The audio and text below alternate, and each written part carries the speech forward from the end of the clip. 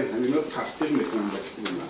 من وقتی که اگر در این تاجیکستان باشم یکم بار خطا نکردم، دیر نکردم. خیلی در اگر رخصت مهنتی باشم من از خودی استراحت و نمیدونم که اینجا نمیدونم. من هر سال یک بار توابت میرم. برای معلوماتون من سال 93 کسالی سکته دل میگم در بدون توضیح افشین ترانسفوران اینفرد این بلا هر آدم خلاص نمیشه. دیل من با 10 تا استند ایستاده خند من امروز 11 منت بود. دکتر از بین تو باید کرد. همین وضعیت را کار کردن ممکن است. همین وضعیت را کار کردن ممکن است.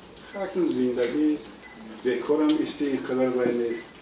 من رخصت مهنتی بردم. خیلی من برای او وای پسری من نمیدونم یا خیلی ژورنالیست بسیار سر و سیما میشم. همین کلوبی ما هم مقال دارم میگه آب ندیدم ایزاشو میدارم. وای اگر گپ درباره شخصیت من را مرحمت چی میگن گفتن میگه. یکی گپ درباره وای فرزند من را من پدرش میشم. با تکرار میکنیم. چیزی که قانون طلب میکنه باید قانونا دیده بره. ما همون آدمی بسیار معلومات یاد داریم. در همه جا جار میدونیم مثلا آوازمون میگیم که عیب سود معین میکنه. شما چه حق دارین؟ سری حکومت سکت رو کشت. صدمه را اگر از کشتار فرق نکنین شما این وای برجان یا ملت بند ژورنالیست داشت. پیسترش گرفت گریزان شما با تکرار میکنم همه ما بسواد اینجا آدمی بسواد نیست.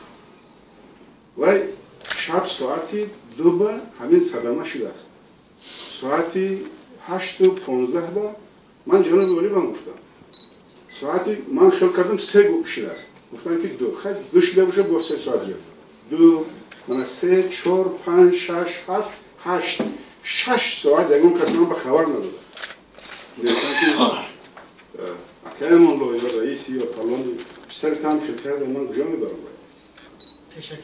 کجا میبرم باید بلیت 9 روز پیش گرفتم 2 ماه زیادتر سلیم همینجا رفت 2 ماه زیادتر یک کارگرم داودا کرد برای خواندنش باید برای ویزا گرفتن باید بسیار بچه خیلی چپقی استعدادی بلند داره گراماتیک زبان روسی را من ناز میدونم زبان انگلیسی را برا میدونم زبان تاجیکی را ناز میدونم بسیار چپقانه من باور میکنین هم با تکیه داشتم که من همین فرزند برای چه کلیت من به جواب دیم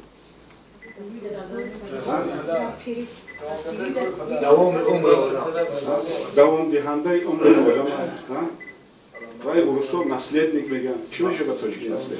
نسل وارث من از خداوند متعال یک چیز التجا و التماس دارم تولا دارم که من حلال مرم فرزندان من برده بود کنم من تربیه میکنم قرض دارم که باید تربیه کنم من خبر ندارم همچون پدرش که رول ببود یا باید ببود